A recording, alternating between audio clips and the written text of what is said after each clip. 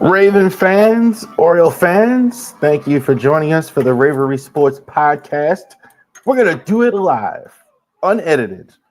God be with us. So circumstances had to change, so we had to go ahead and do it. So we want to thank everybody out there for joining us this morning on our Ravery Sports channel that is on YouTube, on Facebook, on Twitch, on Twitter. So thank you very much. Not live on Facebook, but this will be on Facebook as well. Definitely, it'll be we're posting stuff on LinkedIn, on Instagram, on Rumble, on all of those social media platforms out here. And obviously, you can watch us, and maybe you're watching us now. We upload this on our new partner, Drive to the Top Productions. All right. So Drive to the Top also too is not just Orioles and Ravens content here, but all type of sports. It's where it's going, guys. So all of you that are tired, I see it all the time, people tired of ESPN and FS1, you can get podcasting definitely from Drive to the Top. Thank you. Great experience meeting those guys, and those guys have allowed me to work with them. I'm really thankful for that they are that they've allowed me to come in as well. First of all, happy Thanksgiving. Find one reason to be thankful. I always tell my kids, they get so annoyed when I say it. Find one reason to be thankful. Dad, do we have to? Yes, you have to find one reason to be thankful. Everybody. So a lot of you out here are having tough times right now. I'm not unemployed of that, but find something to be thankful for. A fan, relative, anything. Anything is one reason to be thankful. One reason to wake up in the morning. Genesis Notary Services /Facebook.com. If you live in the Shenandoah Valley area, definitely you can go ahead and participate in that. Value of that is tremendous, along with Harris Legal Shield. So definitely Harris Legal Shield. I'm using that here as well. But you can use it if you're out there and you want to go ahead and get value on your legal business there. If you ever have any trouble or anything like that, you could call a lawyer right away over the phone immediately. So a lot of legal service programs don't provide that. So it's definitely something that you can get. RaverySports.company.site. Definitely, if you want the latest in Orioles and Ravens gear, you can go ahead and get that. We always have Lamar jerseys. We always have Adley jerseys for you. We always have Orioles hats and merchandise on there. Check that out as well. Best of 2024. Okay, so the best of 2024 is at the end of the year. We're going to air that on New Year's Eve. The best of Baltimore. So we're going to air that on New Year's Eve as well. So definitely go ahead and check that out as well. All right, let's get to business. NFL. So definitely today is a day where a lot of people who don't normally think about football are today here on Thanksgiving. A lot of people do. I would say probably today outside of Super Bowl Sunday. This is probably, to me, the biggest football day of the year as well. We're going to talk about the games that are on to the games are going to be on later. Some of them in the Big Five, et cetera, games this weekend. But the Ravens are successful, 30-23, in the football game on Monday Night Football. No, we didn't get Frank Gifford and Howard Cosell in the booth. We had the Joe Buck and Troy Aikman doing an outstanding job with that. Monday night. Lamar, not bad on Monday. I think 16-22, 1-7, 2 TDs. Slow starts are happening now more often. That's kind of the concern that I have for it, that they're getting off kind of slow, a little bit much.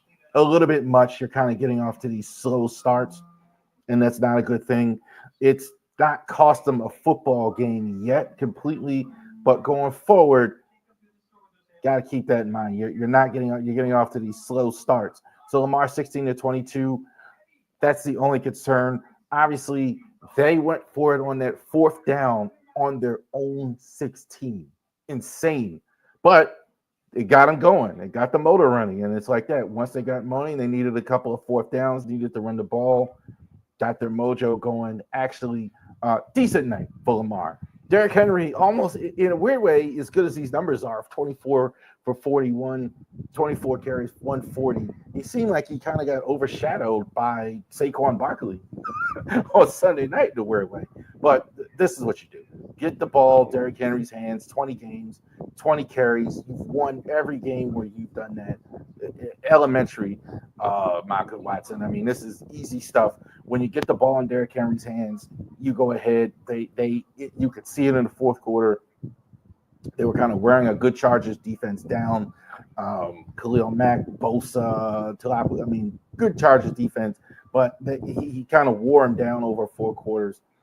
So good stuff from Derrick Henry. Zay Flowers, I think, is one of the top receivers in the NFL. That's not hyperbole. I think he should be. Last week he was in the top 5. I haven't looked it up if he's still in the top 5, but definitely in the top 10 as far as receiving yards. He's been fantastic. I think he's really developing in his route running. So I don't think there's any question about it. He gets open often. Guys have trouble staying with him a lot. The height bothers him as well. That's the only thing. 50-50 balls, but he runs past guys a lot. So I think that's outstanding with the speed of Zay Flowers. Ravens defense, 4 sacks. Oweh had a sack. I forget the other thing. They definitely Oweh had a sack, bringing up his sack total. I think it was Van Oy, but it was a good individual effort from the Ravens, getting 4 total. Malik Harrison. Yeah, I didn't even realize it watching the game. 14 tackles for Malik Harrison. So here's a guy who basically plays on special teams. Roquan Smith out last week. We may get Roquan back. That's this week. 14 tackles for Malik Harrison in this. Malik did, I thought it worked as good as it was going to work as far as that rotation. It's really hard. This hasn't been Roquan's best season. It's hard to replace a Roquan Smith, obviously, but that was decent enough. I was very impressed with Roquan in Roquan's absence, rather. Malik Harrison, Chris Board, etc. I thought they did a decent job stopping the run against the Chargers. Justin Herbert, 21 of 36, 218. Herbert, I think, is always been a bit overstated as a QB. I think like his athletic ability isn't overstated. I think he's a great athlete. I think he throws a gorgeous deep ball. I think that's the best looking deep ball in the league. I think he is efficient, kind of makes things. The thing is, he doesn't do anything off schedule, and he moves kind of slow throwing the ball. Like I see him, you see Lamar running offense with the tempo. Herbert, not as much. Now, this year, though, he's got Jim Harbaugh as his coach. That's kind of masking that, more run game, etc. But this is a Greg Roman offense, I think, fits him because he kind of simple, because Greg Roman runs things like simplify as well. Decent night for Herbert, I thought, in this one. JK, 6 carries, 40 yards. We know how good JK is. He left the game with an injury. Somebody asked me, a Steeler fan, well, that's why somebody asked me this week in the drive to the top, that's why we got rid of him. Yeah, that's why we got rid of him. Like, as talented as he is, he stays on the shelf a lot. His body just doesn't always cooperate. But he's solid. I thought like he had a decent enough start to the game. And I think JK, wishing him a good recovery. Ladd McConkey, I think, reminds me of Ed McCaffrey a lot. Good, solid receiver. Good, solid receiver in the interim. A lot of people are going to say that he's a slot receiver, but he's not really a slot receiver. He is a complete receiver. See who that is, somebody. He's a good, solid, complete receiver. So Ladd McConkey is that. See, we're doing it live. Said somebody get the door. Derwin James is the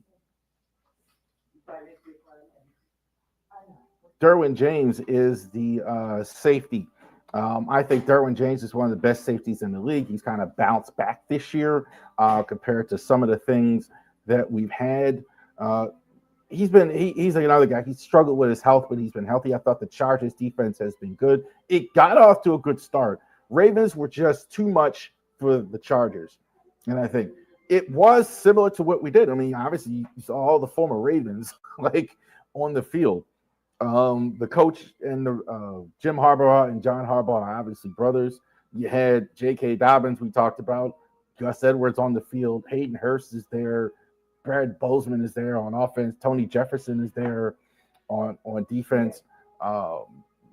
Great. I mean, it's a lot of that, but I think they don't have a horse that the Ravens have. The Ravens have real talent on the offensive side of the ball, where they're still building it. Herbert, I think, is a good quarterback. He's great though. He should be great because of what the talent. He's not as good as Lamar. The Ravens offense, I think this is just when they get focused, when they cut down on penalties, they move the ball very well. Too many penalties. That's just so frustrating with the Ravens. Like too many penalties, I think, for them. Can't have all these penalties every week. 3-4 every week. McCary, especially, is getting flagged. Got to stop that stuff. But they were able to overcome it in this one for a victory. 30-23 in the game last week. Let's move to an MVP showdown in this one. And I'm not talking about Lamar. I'm talking about what might be the two best running backs in the NFL by a wide margin. Saquon Barkley and Derrick Henry. This is definitely the two guys on the marquee for sure. Look, these guys, anybody could have had them in the offseason for a price. A couple years ago, they weren't even – Saquon had a one-year deal. So he was talking about recently, I saw how much better he's playing, having a multi-year deal, having some security. So definitely you see Eagles are very, very good football team. Lamar, that's his season, 2,028, 76, 25 touchdowns, 3 interceptions there. Lamar, fantastic so far this year. No question about it. Lamar, I think, is going to definitely still in the MVP race.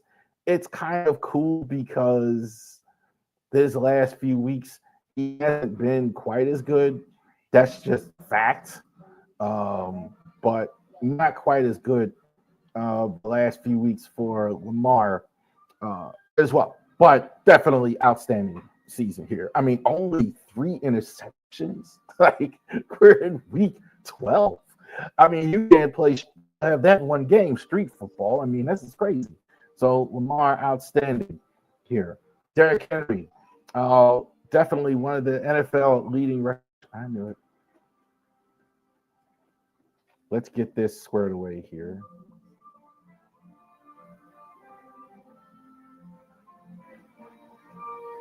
Let's edit that graphic there. So it's 13-25 for Derrick Henry. Yeah.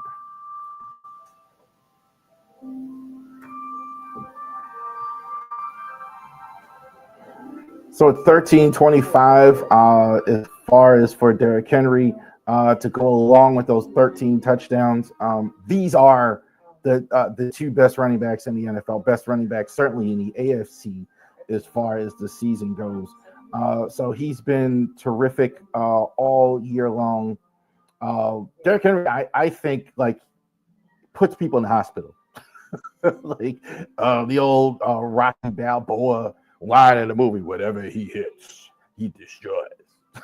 That's what it's like looking at Derrick Henry.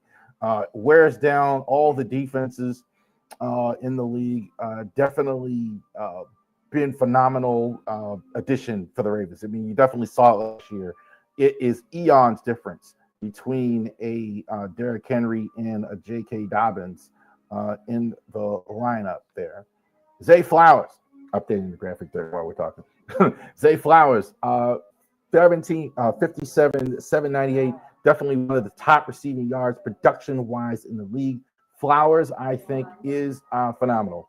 I think he's a real route runner. He's got tremendous speed, as we know. Sometimes a guy of his height, too, you kind of the thought process, he can't take hits, he can't take pounding, he is a solidly built. I think he's going to be of the build type, not maybe quite a Steve Smith, Tyreek Hill. I think that's where he's small, stature, not real tall, obviously, but he can handle it physically.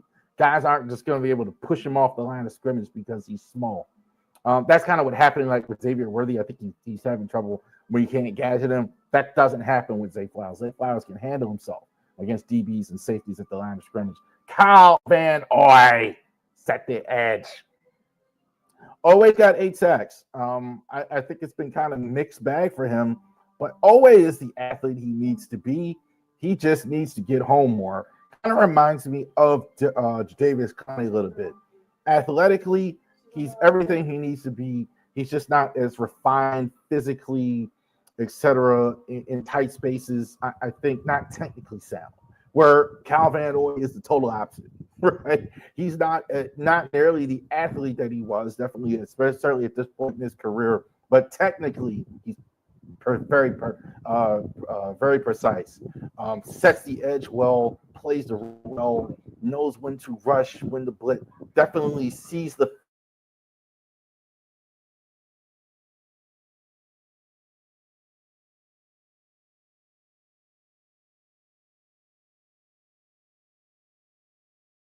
Barkley and Jalen Hurts. Speaking of Jalen Hurts, since you brought it up, 13 touchdowns to 5 interceptions, 276, 2076 for Jalen Hurts this year. Hurts, I think, is one of the more phenomenal players in the entire NFL. Is he the best quarterback in the league? No, he's not. Is he a top 10? I think so. I think one thing, the smart thing they're doing with Hurts is they're doing what he knows how to do. Run, tush, push, run inside. He runs, but he's not a Lamar Jackson in terms of speed on the outside, kind of runs the gaps a little bit. Definitely, and it works. They're doing what works. They're not reinventing the wheel. Good coaching, good management, etc. Find the strengths of your employees or player, hide the weaknesses. So that's what they're doing with Hurts. Hurts has been good this year. I mean, there's no question about it as well. Barkley is out of this world. 223, 1392, 10 TDs. That game on Sunday night looked like he was playing against a bunch of JV players. I mean, the only thing that could have stopped him against the Rams, I thought he was going to get tired from all the uninterrupted running. Because they weren't tackling him. You figure he might just get tired on his own after, what was it, 255? That was insane.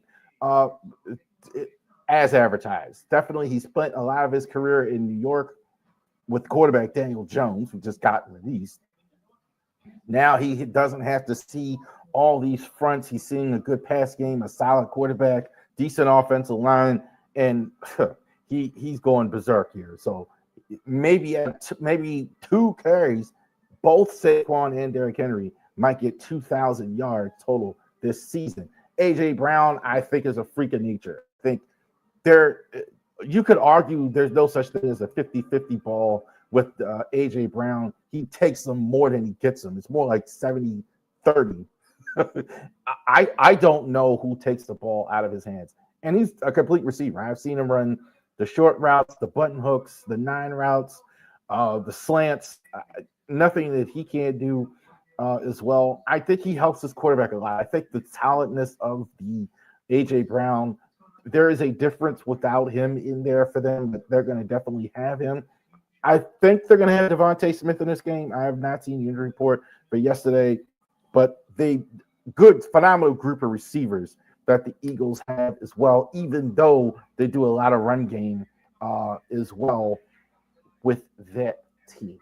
Jalen Carter, this is the guy you need to double team as well. They're spending a lot of money on offense, okay? So you got A.J. Brown extension, Devontae Smith, Jalen Hurts, a lot of money, et cetera, et cetera. So they don't have as much money on defense. So they have a lot of good young players. There's 2 of them, Jalen Carter. Double teaming him the whole game. Good idea. This guy in college was phenomenal when I saw him at Georgia. Definitely, he looked like the best defensive player in the draft. Had a couple issues legally, etc. But that was the big thing there with Jalen Carter. that was probably dropped him in the draft, and it was good for the Eagles getting such a great player. Zach Braun, I think, is probably, I think, the best linebacker according to PFF this year. However, some of y'all feel about PFF, but I think he's terrific. Instincts are great for Zach Braun. Whenever I see him, he knows where the ball is. He doesn't have Ray Lewis impact, but he's got that. I think a better comparison is like he reminds me of like a Bobby Wagner. He knows where the play is going, flows to the football, very smooth transition to the ball, good impact on the game, 66 tackles. Even that's a bit skewed. I think it's been more than that in terms of that. These are good near line of scrimmage tackles, I think, for Zach Braun as well. X Factor. We talked about Jalen Carter. As good as Tyler Linderbaum is, are they going to put Tyler Linderbaum single on Jalen Carter? Interesting. Rams didn't do that on the game the other night.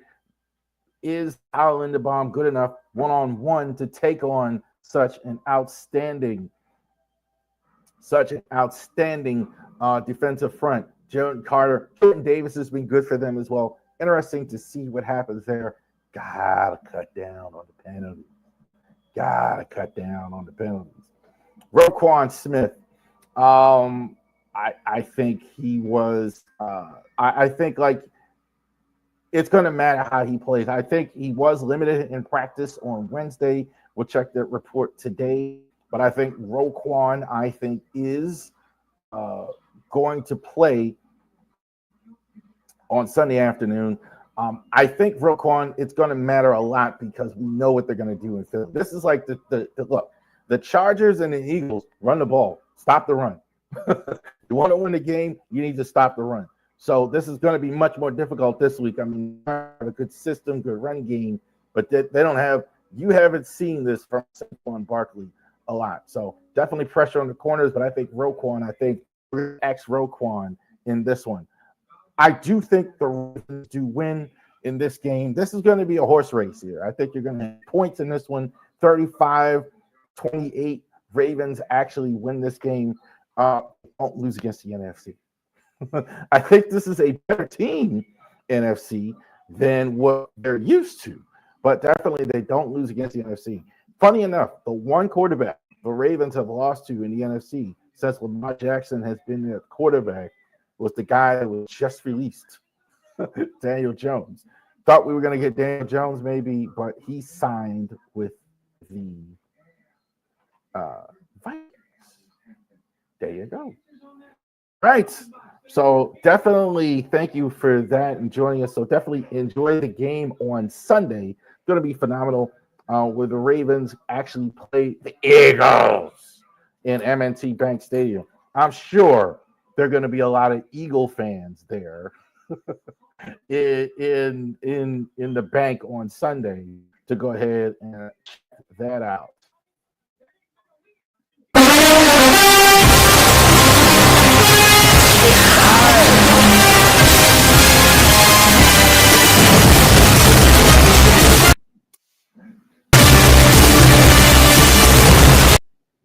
Big five biggest games on the schedule that are not Raven games this week. I think too, there's a pretty big distance as far as the biggest game on the schedule is the Ravens game. I think the Ravens and the Eagles is definitely one of the biggest games on the schedule for next week. But two best records, I think, in the NFL. I think going against two best records as far as playing each other on the schedule as well. So last week, what happened in Week 5? Bears, I think, just have the unfortunate of being in a very good division. The Packers are like the third best team, but they are the Packers are the third best team. That's putting the Bears in fourth. Bears don't look too bad. I mean, I think Caleb Williams is getting better and better. I mean, he had a great week last week. He had like 340 yards as well. I think the Vikings defense is for real. There's no question about it. Their offense is for real. Sam Darnold, I think, is playing well. I mean, I definitely think he's definitely outstanding. Aaron Jones, Jordan Addison. So yeah, the Vikings are no joke as well. Lions and Colts are kind of the way I thought it would. Um, I would stick with Flacco if I'm the Colts, but they're kind of, I don't know. They have, again, I keep saying with the Colts, they have players, but they just don't. They're not consistent enough. Lions, I think, are on another level. I think this is the best team in the NFL right during the course of the season. Their margin of victory has been incredibly convincing. Packers and the 49ers last week. Pack steamrolling the Niners. Niners didn't have Brock Purdy in this game. Brandon Allen played. Josh Jacobs ran all over the field. I think just kind of wore him down. Niners, the only thing that might save them is this division that they're in as well. Cardinals and the Seahawks. Seahawks are hanging in. I thought the Cardinals too, but they missed a huge opportunity last week. Murray, not quite as good for them. Trey McBride had a good day, but that was about it. And the Eagles, I mean, we kind of already talked about it with the Eagles and the Rams. I mean, Saquon Barkley, I mean, I mean, I thought he was going to get tired from running. he had so much space. It was crazy. So good for them getting that squared away. What's happening? The Dolphins and the Packers. I don't know if the tundra is going to be frozen in the most revered stadium in the league, Packers and the Dolphins. I think the Dolphins look like a totally different team with Tua Tagovailoa in there for sure. I think under a lot of circumstances they would win. I think this is just not a good matchup for them. They're going into Green Bay. They struggle in warm weather. They rely on decisive passing, and they're going against a team I think that's one of the better teams in the NFL. Josh Jacobs is really on a roll with them. Jordan Love has struggled at times a bit this year with interceptions. I think the defense is really good. Xavier McKinney is really playing well. He had an interception again last week. So I do like that Packers in this one against the Dolphins, rather. Sorry.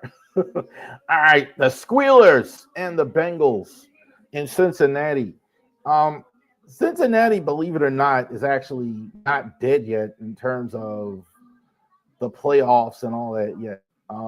They're 4-7, but you look at the AFC. I think if they could put together a run, they're still not quite dead. I think them at home against the Squealers team that just doesn't impress me on offense. They just don't. I mean, their offense is just so pedestrian. It just doesn't score a lot of points. Russell, I think, is an upgrade. I think he plays fairly well. I think, but you cannot go but so far with this. Defensively, they're going to have to do it for them. Defensively, they've been, I think, fantastic. I think TJ Watt, we know he's a handful. Cameron Hayward, Mick Fitzpatrick. Secondary, I think, is coming around. Joey Porter's had some issues, but I think he's pretty solid. Deshaun Elliott, former Ravens, been really good for them. Fitzpatrick. I like the Bengals in this one. That's kind of why I picked this game, because I kind of think the Bengals, Burrow has been really good lately. I don't think every week you can score the way they're scoring and have it work. All right, Chargers and the Falcons. Chargers, I think, are going to go ahead and play against the Atlanta Falcons on Sunday. Chargers, I think, are pretty good. I do like the Chargers, despite the result on Sunday night. I think I definitely do like what they're building. I could kind of say the same thing about the Falcons, though. I think the Falcons have some issues overall on defense, but I do think they are very good defensively. They have the potential to be good defensively. Statistically, they're not real good. Not as good as the Chargers. Let's see how the Chargers bounce back. I think they kind of bounce back in this one. The Falcons, there's nothing about the I would say about them that really jumps out at me as well. There's some good players. I think there's good potential on there. I think the Los Angeles is still, I think, one of the top. I think they dropped down like top 15 in defense. Atlanta, I think, is on defense like 26 or something like that. So I think they'll have more success in the run game. Gus Edwards is going to do it for them. We know what they're going to do. They're going to run the ball. I think this would be interesting. I like the Chargers in this one. Here's the two teams in the that probably you didn't expect like this season as well. Kyler Murray and the Arizona Cardinals against the Minnesota Vikings and Sam Darnold as well. Arizona, I think, kind of is what it is. They kind of as Darnold as Kyler Murray goes, I think they go. I think that's kind of the narrative with them. He's been really good this year. He's good, period. I think, like, I don't know if he'll ever be an elite quarterback, but I kind of put him on the Flacco level. You're going to win with him, but I think you got to have stuff around him. Like, it's not going to necessarily work where he's a Joe Burrow or Josh Allen, where he doesn't need it, where you don't need anything else, Patrick Mahomes, whatever. It's not that, but I think he's got some stuff around him. Trey McBride, I mean, his tight end is having a really, really good year. Arizona, I think, is pretty good. I don't know what to think, though, if they're going to win that division or not. I don't know what's going on in the West. I really don't have an idea. I don't have a good read at all. James Conner's pretty good. I know that. Budda Baker, I mean, they have some good players, but I'm not really getting a great read on the West. The Vikings are one of the best teams in the NFL. I don't think there's any question about it. Despite, I think, really the biggest problem, I think a lot of people would think is that Sam Darnold, like what we thought of him at the beginning of the year. He has been really good this season. There's no other way to say it. So Darnold has really answered the bell for them. Their offense, I think, is really good. Their defense is really good as well. No question about it. So Minnesota in this, I don't know what to think about. I'm supposed to know the answer, but I don't know what to think about the West. And when we saw this at the beginning of the year, this is the Chris Berman Bowl. For those of you that don't know, I don't know how many years he picked the Niners and the Bills for the Super Bowl. That never happened, considering how good they were in the 90s as well. So, couple of things here. 49ers, I think it's death by 1,000 cuts. I think there's clearly diminish on that. I don't know if they're going to have Purdy in this game. I don't think it's going to help them much against Buffalo. Josh Allen is playing on another level. He's actually even cut down the turnover, which I think, for me, I think was the biggest thing. Has to cut down on the turnovers, had to not have all the turnovers, etc. I think he's doing very, very well this season, carrying a Buffalo team. Buffalo's defense, I would also say, has been better than I thought as well, admittedly. I think Buffalo on defense, I think, has been I thought with them losing the safeties, Micah Hyde and all that, etc., would really, really cost them. But I think they are much better on defense than I thought they were. Offensively, they're scoring like 29 points a game. So I don't think they go into Buffalo and win. Niners, I think, do lose to the Bills. There you go. Big Five.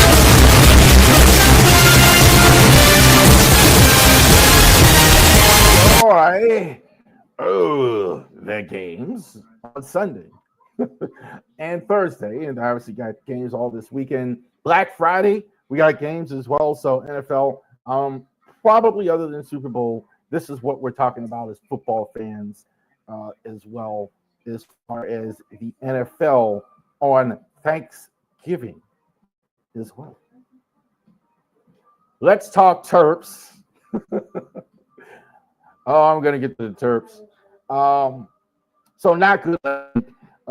So they were down 2 quarterbacks in this one, like before it started. So the starter didn't play. So they put in Cade McNamara, who was supposed to be the starter. We thought they would have Cade McNamara, who's going to be the starter for Iowa last year in Maryland. It was supposed to be the starter at Iowa, wound up getting hurt in the game, getting hurt out of the game, and it still didn't help the Terps in this one. So Terps actually go ahead and lose 29-13.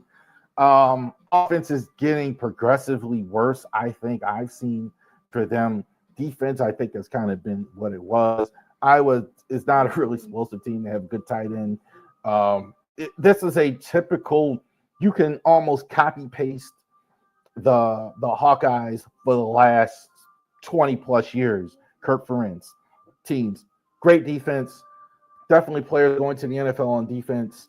Definitely players good up front on both sides, offensive line, in no real skill position. That's what you saw. That's exactly what it was. Not good enough. Maryland, 13 points, losing in this game. Ty Felton's having a great year. I think Ty is off for the Blitnikoff award. I don't know if he's better than Travis Hunter, but definitely Ty Felton's going to get drafted by somebody. He's not going to be a super high draft, but he's going to get drafted by somebody during the offseason, during when they had the draft and all that, which we cover here, Ravens Sports Mock Draft as well. But look, there's not a lot here that I'm going to keep going with the Terps. Not their year. There is a game, Terps, Saturday, the final game, 4-7 against the Nittany Lions. I don't I don't know what you want me to say about this one here. Billy Edwards is going to start. He's going to finish out the season. I mean, there definitely is not going to be a bowl game. This is definitely going to be the last game. Can they show some pride? Definitely can they show any pride as well in this one? I don't think it'll matter. It's funny. Every time I see James Franklin, I think he definitely could have been the coach of Maryland. I think he's a guy that definitely the Terps could have had. Loxley, his job status. We're going to talk about that a little bit. I generally, on my platform, generally don't call for coaches to be fired a lot. I don't think so. I generally don't think that's I do think there are. I don't think he's fired either, but I definitely think this was a disappointing season. Okay, now I don't know how the Terp brass and all that feel about that DAD, but it definitely was disappointing to dip down to 4-7 after a few years of bowl and all that, etc. You wonder how they bounce back with that. They definitely are saying Billy Edwards is coming back next year. You never know with the transfer portal nowadays. It changes so much as well. A couple guys on Penn State. Drew Aller, I think, has been one of the best quarterbacks in the Big Ten the last couple years. I'm a little surprised he's not more nationally recognized. I think maybe it is possible after a while he will be. But Drew Aller, I think, is definitely an outstanding quarterback for them. Definitely Penn State's the 4th-ranked team in the country. Keenan Allen, I think, is there as well for them. Katrin Allen and Nicholas Singleton, they basically have the same amount of carries. About a bit of a thunder and lightning type tandem. Tyler Warren, I think, might be the best tight end in the NFL draft come April. So definitely he's a guy that Drew Aller has been looking to as well. Definitely a lot of NFL teams looking at him. No scenario where I think the Terps. I'm rooting for the Terps, but there's no scenario where the Terps, I think, beat the Nittany Lions in this one as well. But they'll definitely finish out the season. Interesting to see what happens with Loxley in the offseason. I'm kind of hoping he stays and can turn it around, but I'm certainly having some conversations. I also want to talk about the attendance. I see a guy on Twitter, Terps guy. He's also a follower of I think he's a follower. I definitely see him all the time there talking about the lack of attendance at the Maryland football games, especially from the student section. I look, I don't know how old he is exactly. I will say this. He's not wrong about that. There's other things going on. Like the Terps have abandoned Baltimore a long time ago. That's how I became a fan. They used to play games at Baltimore Stadium every year when I was a little kid. Play games every year, and they've kind of abandoned that. The team isn't very good football, so I don't know what to tell you. Some people about that. I think this is a problem. This is a problem. I think and also too, every time I put it up on the thing, people kind of go past it. This reason or that reason. It is. This is a problem in society right now, right? People don't have resources to go out here and spend. The students there, the team isn't very good. They're less enthusiastic, etc. And I think that's how it is right now for a lot of people. College basketball, you see, these games, there's nobody there. I college basketball should go to even for March Madness, go to like campus sites instead of the neutral sites, whole tournament in one area. That's kind of an idea I had. But yeah, but when you're 4-7 and you're not and you've never been a football school and etc. So I like to see it, but definitely Terps last game. Definitely check them out on Saturday, 3:30 at Beaver Stadium. Maybe there'll be a whiteout there for the Terps on Saturday. All right, so definitely switching now to Maryland basketball this week. Now, there is a reason to be excited for the Terps basketball team. I am excited watching the team. Watched the game yesterday against Bucknell as well, when the Terps were massively successful. The thing that I tell that you can tell with the Terps early, with big schools like the early, when they're putting big deficit in these early games like that, they're not winning games here by 10 points, 15 points. I mean, you kind of expected that. They're putting huge deficits. I mean, in these games, is something to see, like with the Terps having such a big lead in a lot of these games. Canisius was a huge lead. Derek Queen is terrific. I think the sky is the limit for Derek Queen, and I'm not being hyperbolic. Great handling of the ball for his size, has a good shot, has a good post game. Julian Reese, I think, is a perfect compliment to him because he's going to get doubled a lot, and then you're going to have a Julian Reese, which is kind of who I think, say this respectfully, a real good piece of meat and potatoes. I think that's what Julian Reese is. So I think the sky's the limit. I think for the Terps as well. They're also shooting the ball much better this season. Rice and Gillespie in the backcourt. DHS is still kind of working on it, but they were letting it fly. They had a good shooting percentage in the game. So we really haven't seen them. They beat Villanova. We don't know how good Villanova is. They were really in the game close against Marquette. That's the only loss. We're gonna definitely break it down more when they play the Boilermakers, who are, I think, probably the best team in the Big Ten this year. So we're definitely gonna break it down more. Really interesting to see. It'll be a tremendous litmus test for them to see how they do against a good Purdue Boilermakers team going forward. Barrios. So, little bit of free agent news. Blake Snell had everybody on Orioles Twitter calling for a salary cap because he signed with the Dodgers this week. Bit of a surprise, I thought, that he signed with the Dodgers, considering I thought Burns for sure was going to be the first one, and they were in on Burns. So, but I think definitely the three guys that are the guys, Snell now off the board, Max Fried, and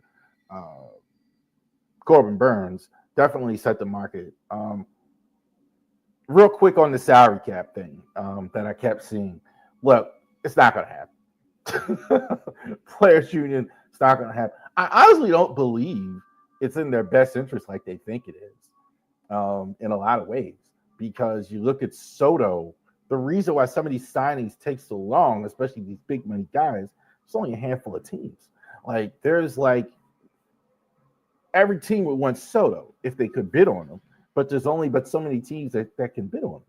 Like Kansas City probably hasn't called, right? They can't afford it. I mean, or you know, there are certain teams. Tampa probably hasn't, you know, there's about 5 or 6. Like when we talk about Soto, Mets, Yankees, Red Sox. I think Blue Jays have bid. It's a bit of a surprise.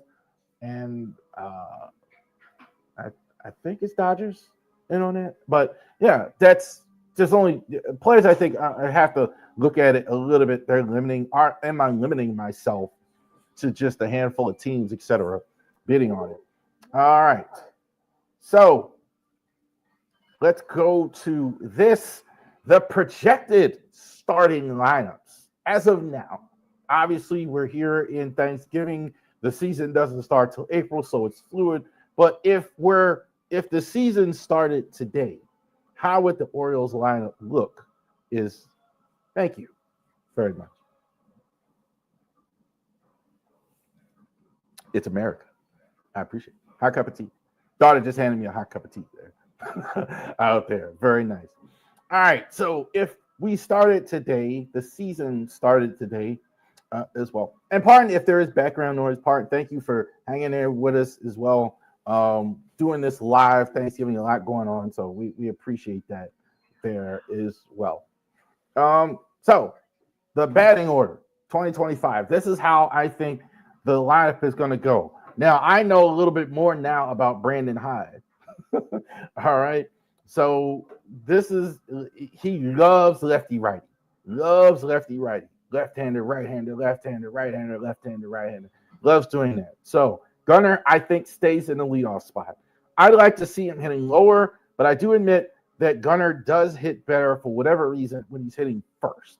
His numbers, when they've dropped him, I'd have to look at it, but he does seem to do better, be more comfortable hitting in the leadoff spot. So Gunnar is going to be, I think, in leadoff. Adley goes back to the 2. He was dropped a little bit. His production dropped a little bit during the course of the season.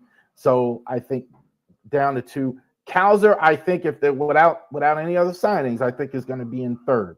I think Cowser, again, the lefty-righty thing. Cowser, I think probably now, if you don't have Santander, especially, he's going to be the guy hitting the home runs in that spot out there in left field. I definitely think he's there. Mountie stays. With defenses moving back, I think Mountie stays. I think he stays in cleanup. I think they think he can hit more home runs in cleanup. So I think definitely he's there. Westbrook, I can't hit him lower than 5th the way he's hit. I think he's good question. MLB ranked him as one of the best second basemen, even though I don't think he's going to play second base. I think Westbrook can't keep him out of the lineup. I think he plays 3rd. Ryan O'Hearn, that's a mistake. I think I have rookie. But I think O'Hearn is going to be the DH. They definitely picked up the option. I don't think there's any other reason to pick up the option unless you're actually going to have him play at DH. So I think that is going to be there. Cedric, I think, has cemented his spot on the team. Definitely the leader of the defense. Probably the last season for Cedric.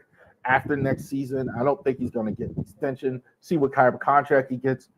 But I definitely think he did enough last year to play his way into 1 more year as a starter. Kerstad, I think, takes over in right. He's going to probably be the starter in right. I think defensively, it's a bit of a concern for me. Offensively, I think he'll hit. I'm not so worried about Kerstad as far as hitting. I think he'll hit. Jackson Holiday, I think, is going to start at second base and hit cleanup. And bring up the rear in the nice spot. I don't think they're going to rush him at all. It wouldn't shock me if he started in Norfolk. I don't think they're going to rush him at all. I don't know if they're down on him, but a bit disappointing last year. I think they're going to hit him in a nice spot, at least to start the year, see how that goes as well. I do think he is the favorite to start at second base, barring any free agent signings. Rene Pinto, He's there. I don't think it'll be Sam Basayo on the roster at the beginning of the year. I think they may. I'm not sure what they're. I'm still not sure what they're going to do with him. I mean, you have a prospect this good. They are looking for catchers. I can believe it. I don't think it'll be McCann, but I think they are looking for catchers. They may look in house. Definitely they're looking for somebody in the backup role. Mateo, if he's healthy enough to go, I think is on the bench. I think you'll see him a lot at shortstop as well. Definitely the days where they're going to DH Gunner will be there. Definitely see him at second, similar to that. Maybe a little bit in the outfield. Ramon Marias, I think, is definitely there. Good bench hitter. I don't think he's. I think he struggles more. He's good when he comes. I think good off the bench when he comes in a game. Not good playing sporadically. I don't think. So I think Urias, I think, is there as well. Emmanuel Rivera, I think, is going to play first and third. He's going to be the Swiss Army knife, play everywhere. Daz Cameron, I think they picked him up in the offseason as well from Oakland. Definitely, I think he's going to be in a battle for the fourth outfielder, fifth outfielder. That's fluid. I think definitely he is going to be in the mix. How's it going to go rotation-wise? We're going to number run down. If it's today, Zach Eflin 1, Grayson 2, Dean Kramer 3, Albert Suarez 4, Trevor Rogers 5. I'll go bottom up. Rogers, I think I didn't love the trade, but somebody likes Rogers. I think Rogers has a lot of potential. It could be Chance McDermott, could be a free agent. I definitely think they're looking at a free agent.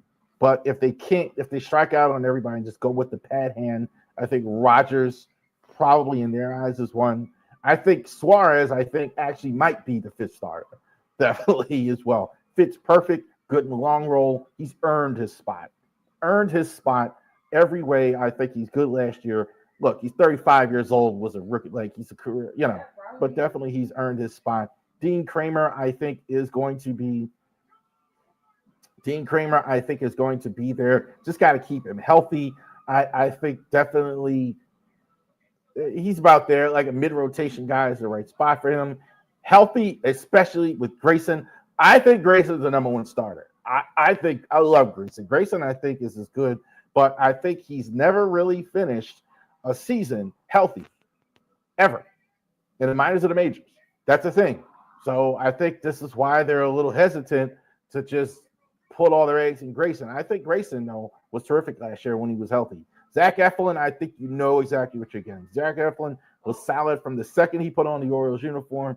I think you're definitely, you're not going to have Kyle Bradish at all. Maybe at the end of the year, maybe you'll get John Means, or if you sign him at some point. But I think this is what it's going to look like at the start.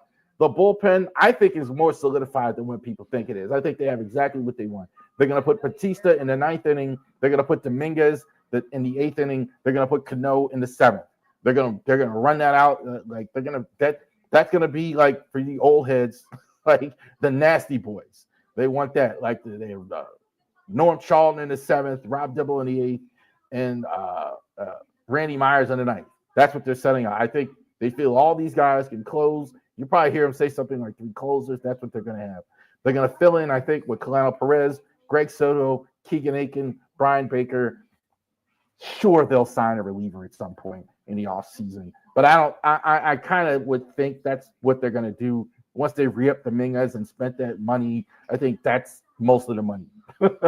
You never know what's going to happen as well. But to start, I think this could be listenable. I don't know. I'm not sure they do much. They might, but I don't think they do much there in the off season. There you go. All right. So that is our Orioles segment as well. Orioles, I think, are in the business this offseason. So definitely they are looking to go ahead and get something done in the offseason. They are looking to go ahead and get business done. They're not just on the sidelines. I definitely think because of the Rubenstein Group, the resources are there. They are going ahead and they're making it happen out here as well. So thank you guys. Happy Thanksgiving to all of you. This is our very first live broadcast. Pardon the noise, pardon the background, pardon everything.